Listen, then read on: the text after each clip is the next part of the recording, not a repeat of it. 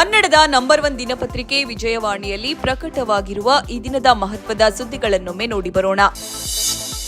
ಭಾರತದ ಸ್ವಾತಂತ್ರ್ಯ ಹೋರಾಟಕ್ಕೆ ಸ್ಫೂರ್ತಿಯ ಸೆಲೆಯಾಗಿದ್ದ ವಂದೇ ಮಾತರಂ ಗೀತೆಗೆ 150 ವರ್ಷ ತುಂಬಿದ ಬೆನ್ನಲ್ಲೇ ಕೇಂದ್ರ ಸರ್ಕಾರ ಮಹತ್ವದ ನಿರ್ಧಾರ ಕೈಗೊಂಡಿದೆ. ಇನ್ನು ಮುಂದೆ ಸರ್ಕಾರಿ ಕಾರ್ಯಕ್ರಮ ಹಾಗೂ ಎಲ್ಲಾ ಶಾಲೆಗಳಲ್ಲಿ ರಾಷ್ಟ್ರಗೀತೆ ಜನಗಣಮನ ಹಾಡುವ ಮೊದಲು ರಾಷ್ಟ್ರೀಯ ಗೀತೆ ವಂದೇ ಮಾತರಂ ನುಡಿಸುವುದನ್ನು ಕೇಂದ್ರ ಗೃಹ ಸಚಿವಾಲಯ ಬುಧವಾರ ಕಡ್ಡಾಯಗೊಳಿಸಿದೆ. ವಂದೇ ಮಾತರಂ ಹಾಡುವ ಸಂದರ್ಭದಲ್ಲಿ ಪ್ರತಿಯೊಬ್ಬರೂ ಎದ್ದು ನಿಲ್ಲುವುದು ಕಡ್ಡಾಯ ಎಂಬುದನ್ನು ಹೊಸ ನಿಯಮ ಒಳಗೊಂಡಿದೆ. ಈ ಸುದ್ದಿಗೆ ಮುಖಪುಟ ನೋಡಿ.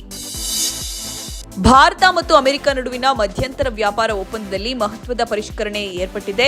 ಈ ಒಪ್ಪಂದದ ಮೂಲಕ ಭಾರತದ ಕೃಷಿ ಕ್ಷೇತ್ರವನ್ನು ಅಮೆರಿಕಕ್ಕೆ ಮಾರಲಾಗಿದೆ ಎಂಬ ಆರೋಪ ಕೇಳಿ ಬಂದ ಬೆನ್ನಲ್ಲೇ ತಾನು ಬಿಡುಗಡೆ ಮಾಡಿದ್ದನ್ನು ಅಮೆರಿಕ ಪರಿಷ್ಕರಿಸಿದೆ. ಬೇಳೆಕಾಳು ಮತ್ತು ಡಿಜಿಟಲ್ ಸೇವಾ ತೆರಿಗೆಯನ್ನು ಪರಿಷ್ಕೃತ ಆವೃತ್ತಿಯಲ್ಲಿ ಕೈಬಿಟ್ಟಿರುವುದು ಹೊಸ ಬೆಳವಣಿಗೆ. ಈ ಸುದ್ದಿಗೆ ಇಂದಿನ ಸಂಚಿಕೆ ಓದಿ. ಬ್ಯಾಂಕ್ಗಳು ಮತ್ತು ಹಣಕಾಸು ಸಂಸ್ಥೆಗಳು ತಮ್ಮ ಗ್ರಾಹಕರಿಗೆ ತಪ್ಪು ಮಾಹಿತಿ ನೀಡಿ ಉತ್ಪನ್ನ ಮಾರಾಟ ಮಾಡುವುದನ್ನು ತಡೆಯುವುದಕ್ಕಾಗಿ ಕಠಿಣ ನಿಯಮ ಜಾರಿಗೆ ತರಲು ಭಾರತೀಯ ರಿಸರ್ವ್ ಬ್ಯಾಂಕ್ ಮುಂದಾಗಿದೆ. ಇತ್ತೀಚಿನ ದಿನಗಳಲ್ಲಿ ಬ್ಯಾಂಕ್ಗಳು ತಮ್ಮ ಆದಾಯ ಹೆಚ್ಚಿಸಿಕೊಳ್ಳಲು ಗ್ರಾಹಕರ ಅಗತ್ಯಕ್ಕೆ ತಕ್ಕುದಲ್ಲದ ವಿಮಾ ಪಾಲಿಸಿಗಳು ಅಥವಾ ಹೂಡಿಕೆ ಯೋಜನೆಗಳನ್ನು ಬಲವಂತವಾಗಿ ಅಥವಾ ದಾರಿ ತಪ್ಪಿಸಿ ಮಾರಾಟ ಮಾಡುತ್ತಿರುವ ದೂರುಗಳ ಹಿನ್ನೆಲೆಯಲ್ಲಿ ಈ ಕ್ರಮ ಕೈಗೊಳ್ಳಲಾಗಿದೆ. ಈ ಸುದ್ದಿಗೆ ವಿಜಯವಾಣಿ ಓದಿ. ನಾಯಕತ್ವ ವಿಚಾರಕ್ಕೆ ಸಂಬಂಧಿಸಿದಂತೆ ರಾಜ್ಯ ಕಾಂಗ್ರೆಸ್ನಲ್ಲಿ ಆಂತರಿಕ ಚಟುವಟಿಕೆ ಜೋರಾಗಿರುವಂತೆಯೇ ಬಹಿರಂಗ ಚರ್ಚೆಗಳು ಮುಂದುವರೆದಿದೆ.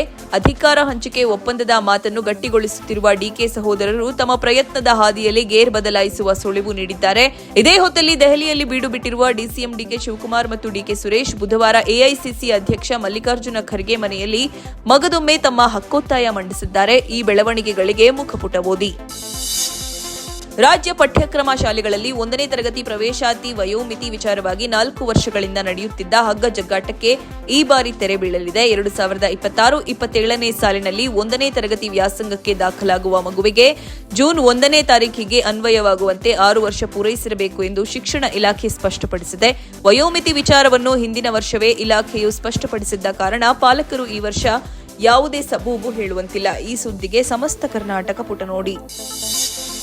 ಕೇಂದ್ರ ಸರ್ಕಾರದ ನೀತಿಗಳನ್ನು ವಿರೋಧಿಸಿ 10ಕ್ಕೂ ಹೆಚ್ಚು ಕಾರ್ಮಿಕ ಮತ್ತು ರೈತ ಸಂಘಟನೆಗಳು ಗುರುವಾರ ಭಾರತ್ ಬಂದ್ಗೆ ಕರೆ ನೀಡಿವೆ. ಇದರಿಂದಾಗಿ ಬ್ಯಾಂಕಿಂಗ್, ಸಾರಿಗೆ ಮತ್ತು ಕೆಲವು ಸರ್ಕಾರಿ ವಲಯಗಳ ಉದ್ದಿಮೆಗಳ ಮೇಲೆ ಪರಿಣಾಮ ಉಂಟಾಗುವ ಸಾಧ್ಯತೆ ಗೋಚರಿಸಿದೆ. ಕರ್ನಾಟಕದಲ್ಲಿ ಅಂಗನವಾಡಿ ಕೇಂದ್ರಗಳು ಬಂದ್ ಆದರೆ ಶಾಲಾ ಕಾಲೇಜುಗಳು ಎಂದಿನಂತೆ ಕಾರ್ಯನಿರ್ವಹಿಸಲಿವೆ. ಈ ಸುದ್ದಿಗೆ ಮುಖಪುಟ ನೋಡಿ. ಬೈಕ್ಗೆ ಡಿಕ್ಕಿ ಹೊಡೆದ ಶಾಲಾ ಬಸ್ ಒಂದು ಕೆಳಕ್ಕೆ ಉರುಳಿದ 2 ಮಕ್ಕಳ ಮೇಲೆ ಹರಿದ ಹೃದಯ ವಿದ್ರಾವಕ ಘಟನೆ ಬುಧವಾರ ಬೆಂಗಳೂರಿನ ಥಣಿಸಂದ್ರದಲ್ಲಿ ನಡೆದಿದೆ.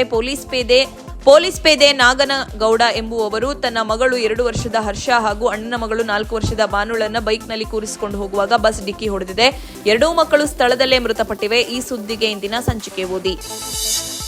ಪ್ರತಿಪಕ್ಷ ನಾಯಕ ರಾಹುಲ್ ಗಾಂಧಿ ಅವರಿಗೆ ಲೋಕಸಭೆಯಲ್ಲಿ ಮಾತನಾಡಲು ಬಿಡದಿರುವುದನ್ನು ವಿರೋಧಿಸಿ ಮತ್ತು ಪ್ರತಿಪಕ್ಷ ಸಂಸದರನ್ನು ಕಲಾಪದಿಂದ ಉಚ್ಚಾಟಿಸಿದ್ದನ್ನು ಪ್ರಶ್ನಿಸಿ ಪ್ರತಿಪಕ್ಷಗಳು ಲೋಕಸಭೆ ಅಧ್ಯಕ್ಷ ಓಂ ಬಿರ್ಲಾ ಅವರ ವಿರುದ್ಧ ಅವಿಶ್ವಾಸ ನಿರ್ಣಯ ಮಂಡಿಸಿವೆ. ಈ ವಿವರಕ್ಕೆ ಚಿಂತನ ಪುಟ ನೋಡಿ.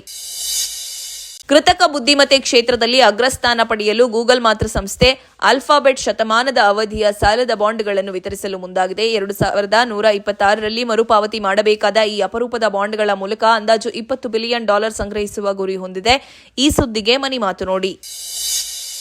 ತವರಿನ ಟಿ20 ವಿಶ್ವಕಪ್ ಟೂರ್ನಿಯಲ್ಲಿ ಅಮೆರಿಕ ವಿರುದ್ಧ ಮೊದಲ ಪಂದ್ಯದಲ್ಲಿ ಟೀಂ ಇಂಡಿಯಾ ನಿರೀಕ್ಷಿತ ನಿರ್ವಹಣೆ ತೋರದಿದ್ದರೂ ಶುಭಾರಂಭ ಕಾಣುವಲ್ಲಿ ಯಶಸ್ವಿಯಾಗಿತ್ತು. ಇದೀಗ ಗುರುವಾರ ನಡೆಯಲಿರುವ 2ನೇ ಪಂದ್ಯದಲ್ಲಿ ಭಾರತಕ್ಕೆ ಮತ್ತೊಂದು ದುರ್ಬಲ ತಂಡವಾದ ನಮೀಬಿಯಾದ ಸವಾಲು ಎದುರಾಗಲಿದ್ದು ಈ ಬಾರಿ ಸುಲಭ ಗೆಲುವಿನ ನಿರೀಕ್ಷೆ ಇಡಲಾಗಿದೆ. ಈ ಸುದ್ದಿಗೆ ಕ್ರೀಡಾಪುಟ ನೋಡಿ.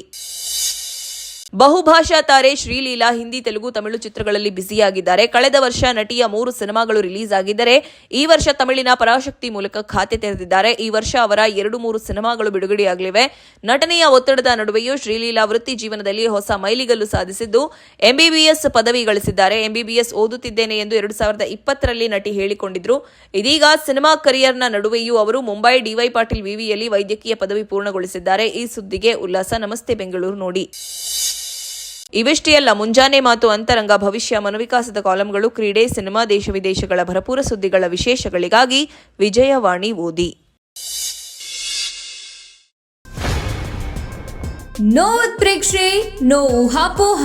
ತಾಜಾ ಸುದ್ದಿ, ನಿಖರ ಮಾಹಿತಿಗೆ ಬ್ರೌಸ್ ಮಾಡಿ ವಿಜಯವಾಣಿ.net. QR ಕೋಡ್ ಸ್ಕ್ಯಾನ್ ಮಾಡಿ ಆಪ್ ಡೌನ್ಲೋಡ್ ಮಾಡಿಕೊಳ್ಳಿ.